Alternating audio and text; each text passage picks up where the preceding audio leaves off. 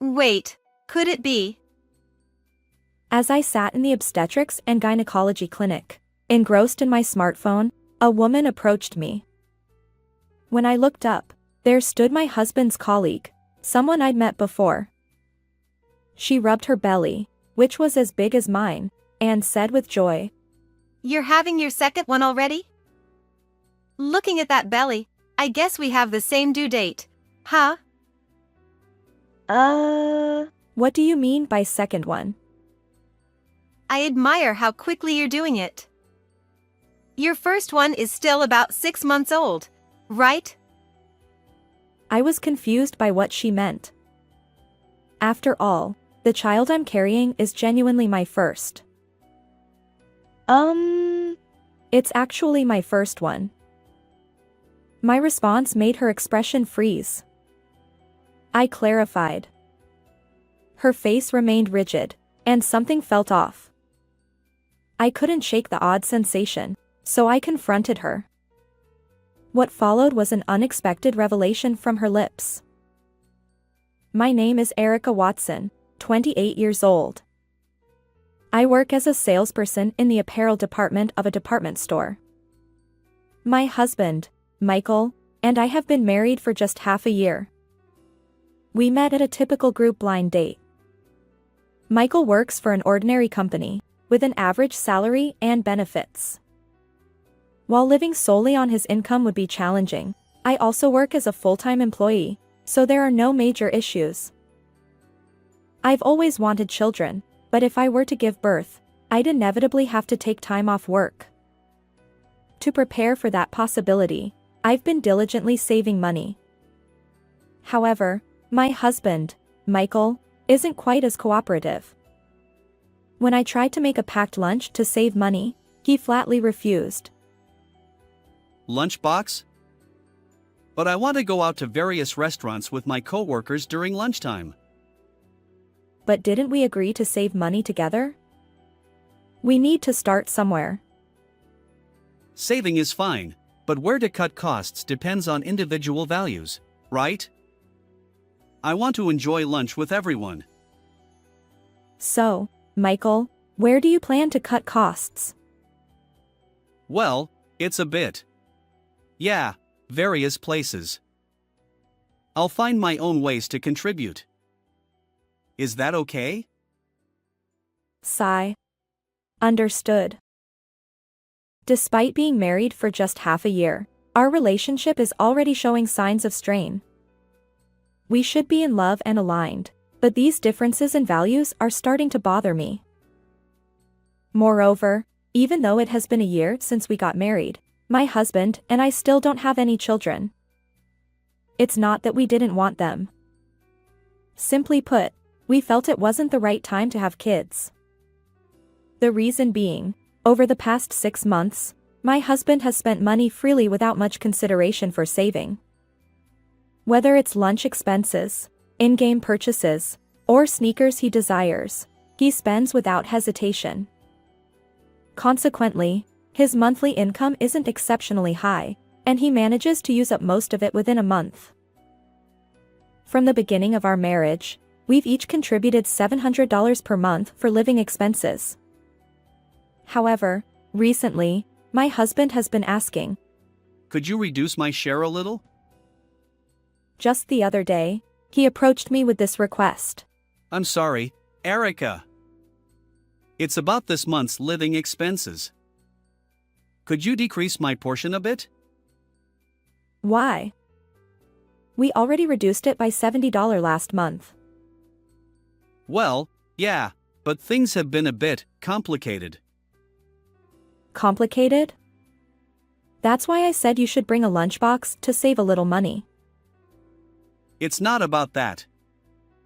Just please reduce it by $70. Fine. But in return, let's manage things properly next month. As I reflect on the past 6 months, it seems that my husband's return home has gradually become later. There have been more days when he's away due to working on weekends. Despite undoubtedly increasing overtime, why is he running short on living expenses? He must be spending it on something, but whenever I ask, he evades the question. One day, feeling the need to change this situation, my husband's company organized a barbecue party. Families of employees were also invited, so my husband encouraged me to attend. Although the company has a predominantly male workforce, the atmosphere isn't awkward. As I sipped tea in a corner, an unfamiliar woman approached me. Nice to meet you. You're Mrs. Watson, right? Yes. Are you perhaps my husband's? I'm Lisa Parker. I work in the same department. I had heard that we're the same age, and I felt a sense of camaraderie. Ah. I see. I'm Erica. My husband always speaks highly of you. Oh, that's great. I don't have many peers my age. True. It seems there are mostly new recruits and older folks. Not many of us around the same age. Listening to her, I noticed that most of the young-looking women were likely temporary staff. On the other hand, the older women were mostly part-time employees. Full-time female staff seemed genuinely scarce. Perhaps that's why someone like me, close to her age, was a valuable connection. We chatted animatedly, momentarily forgetting my usual frustrations with my husband, and enjoyed a rare pleasant time together. After returning home, I approached my husband. Michael, thank you for inviting me today. I had so much fun. I'm glad you enjoyed it. You seemed to have a lively conversation with Lisa, didn't you? Yes, exactly. Lisa is such a wonderful person. We hit it off. Yeah, Lisa is not only competent at work but probably one of the most capable female colleagues. Wow, she's that impressive. She definitely seemed like someone who excels at what she does. And her memory is remarkable. She remembers which companies we've dealt with and details of her own projects. Lisa's outward appearance didn't give away her exceptional abilities. It's true what they say, looks can be deceiving. Her combination of competence, elegance, and an excellent memory is truly admirable. Inspired by her, I also immersed myself in work from the next day. I took charge of everything I could and made an effort to support others. However, amidst this, the disconnect between my husband and me grew larger. At my workplace, even during busy times, overtime is almost non-existent. Yet lately, I've sensed that my husband's return home has become even later than before. Previously, he would be back by 10 p.m. at the latest, but now it's commonplace for him to arrive past midnight. With more weekend work than before, I decided to inquire about the reason one day. Hey, Michael. Your return home has been incredibly late lately. Is work really that busy? Huh? Oh, yeah, there are new tasks and various things going on. But seriously, coming home after midnight, isn't that too late? How does the company view this? No worries. Seriously. It's just temporary, and there's nothing for you to be concerned about, Erica. Well, if you say so. His vague response left me uneasy, but pressing further now probably won't yield the answer I'm seeking. For now, I'll observe his behavior a little longer. However, 6 months later, my husband's overtime remained unchanged, and opportunities for us to meet as a couple became scarce. We no longer went on weekend dates like we used to, and lately, I found myself going out alone more often. On this particular day, my husband was working on a holiday, so I ventured out by myself. I took a train in the opposite direction of my usual route and headed to the newly opened shopping mall. The place was bustling, as expected for a recently launched establishment. As I strolled through various shops, I heard a familiar voice from behind. Hey, over here. It was undoubtedly my husband's voice. I instinctively turned around, but the crowd was overwhelming, making it difficult to spot him. I caught a glimpse of someone who might have been him, but he got swallowed up by the crowd, and I lost sight of him. What was going on? That was definitely Michael's voice. If he didn't call out to me, then who did? That night, I decided to wait for my husband's return and confront him. When he arrived home after 11 p.m., I wasted no time in starting the conversation. Hey, Michael. Where were you today? Huh? What are you talking about? I was working on a holiday, obviously. Well, I went to the newly opened shopping mall, and I heard your voice there. Huh? The shopping mall in the neighboring city? You knew about it? Well, it was all over the news. But I was at work, so I definitely didn't go to a place like that. His visibly flustered response confirmed my suspicion. Michael was lying. Since then, I've been closely observing his behavior. Just then, I began experiencing constant nausea. Why all of a sudden? Did I eat something strange? The queasiness persisted for about a week. Gathering my resolve, I visited the hospital, and to my surprise, I was confirmed to be pregnant. Despite my financial worries, I had been diligent about contraception, but now that I was actually pregnant, my anxiety gradually faded, replaced by a sense of happiness. When I shared the news with my husband, he was overjoyed. Wait!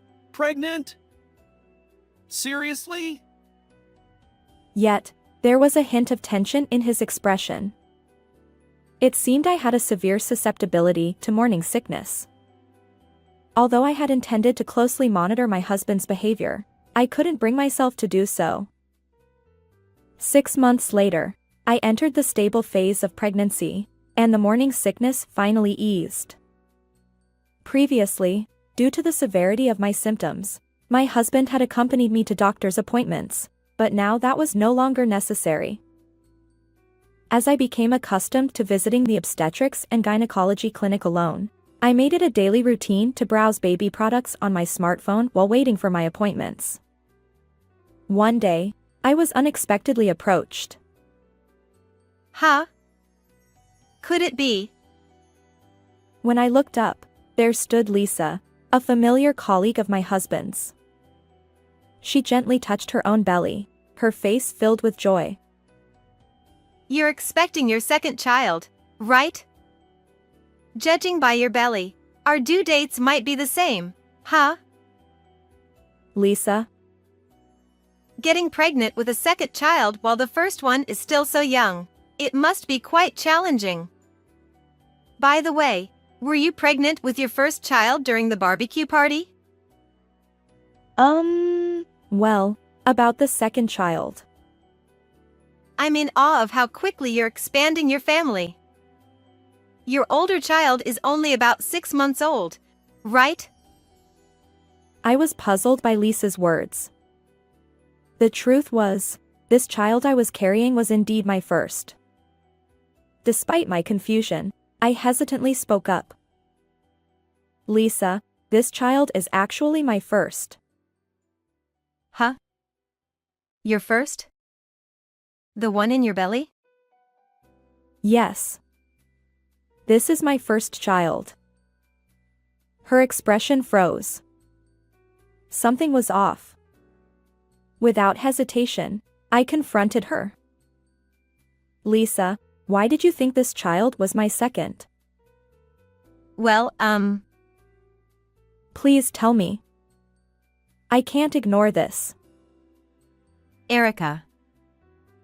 She looked uncomfortable throughout, but then, as if gathering her resolve, she met my gaze and slowly spoke. Actually, I saw something a little while ago at a park. Michael was walking around, carrying a small child. Wait. Michael? The child wasn't quite walking on their own yet, and based on the size, I think it's been about 6 months since it was born. Since I didn't see you around, I assumed Michael was taking the child for a walk alone. Did you hear this from my husband? I only saw it from the car at the time, and I was dealing with severe morning sickness, so I couldn't ask for the whole story. I'm sorry. I must have said something strange. No, thank you for telling me. Lisa left with an indescribable expression. Meanwhile, I was filled with a boiling rage. I see. So that's what happened. The increased overtime was because of an affair, right? And on top of that, the other person has a child. I absolutely cannot forgive this. After finishing my checkup, I confronted my husband in the living room where he was watching TV. Welcome back. Without delay, I pressed him with questions. Hey, Michael. I ran into Lisa at the hospital earlier. Huh? Lisa? She quit because of severe morning sickness. I was worried about her. Well, Lisa told me something. She said we're expecting our second child. Huh? Michael. Do you have any idea what she meant? His face drained of color, and I sensed his agitation. Though his eyes darted around, he desperately began to explain. What are you talking about? A second child? Lisa must have misunderstood something, right? Yeah, I thought the same. But she saw it. She saw you carrying a baby. That's impossible. I don't have any kids. I found it strange. No pay increase despite overtime, frequent weekend work. Lisa mentioned that your company doesn't require weekend work. Ah. Yes, I had heard another crucial piece of information from Lisa. It was related to my husband's late returns and revolved around overtime and working on holidays. According to her, my husband's company allows overtime until 8 p.m. at most, and there has never been a case of weekend work. Therefore, no matter how much overtime he claims, it's strange for him to return home past midnight. Even the days he mentioned as work-related weekend outings would mean he was somewhere other than the office. Hey, where were you and what were you doing? I pressed my husband, and he began trembling uncontrollably. Perhaps realizing he couldn't continue evading the truth, he slowly opened his mouth. At girlfriend's house. Girlfriend? How long have you been seeing her? Well, she's my ex-girlfriend, and she got pregnant, so I've been visiting her regularly. Your ex-girlfriend, huh? And the child, is it yours? Yes. I seethed with anger at myself for choosing such a pathetic man. Frustration and disbelief surged within me. I'm going to break up with her, so please forgive me.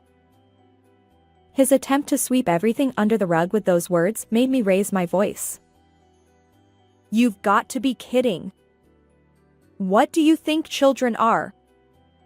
You casually talk about breaking up, but because of you, the child of your affair partner won't have a father. And yet you. It's all about self-preservation. You're utterly selfish.